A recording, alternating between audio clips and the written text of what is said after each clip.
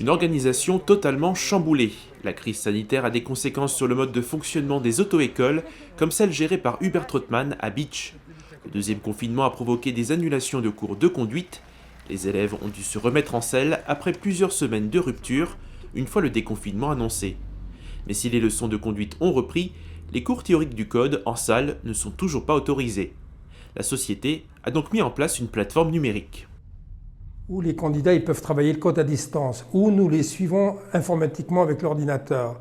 Tout candidat peut nous contacter à n'importe quelle heure pour leur donner des explications complémentaires s'ils n'arrivent pas à suivre leur programme.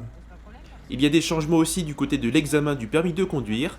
Durant les quelques semaines qui ont suivi le déconfinement, les dates étaient établies seulement quelques jours à l'avance. Pour les épreuves, certaines ont été supprimées suite aux mesures sanitaires. Les examens, ils sont pratiquement comme d'habitude, sauf que pour les examens de conduite de voiture, donc on n'a plus les vérifications extérieures à faire du véhicule.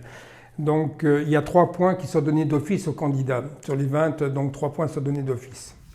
Et les mesures sanitaires continuent d'être appliquées. Après chaque passage d'élèves, les points de contact dans le véhicule sont désinfectés. Pour le respect de ces consignes, du temps en plus est nécessaire et l'achat du matériel impose un coût supplémentaire pour l'auto-école. L'année 2020 a laissé des marques sur la santé financière de l'entreprise. Une perte totale du chiffre d'affaires donc au mois de novembre.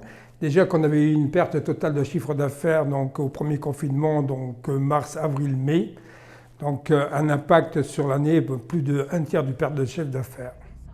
Aujourd'hui, le planning des examens de conduite est plus stable. L'organisation est faite en une semaine pour le mois suivant. Mais avec l'évolution de la crise sanitaire, la route reste incertaine.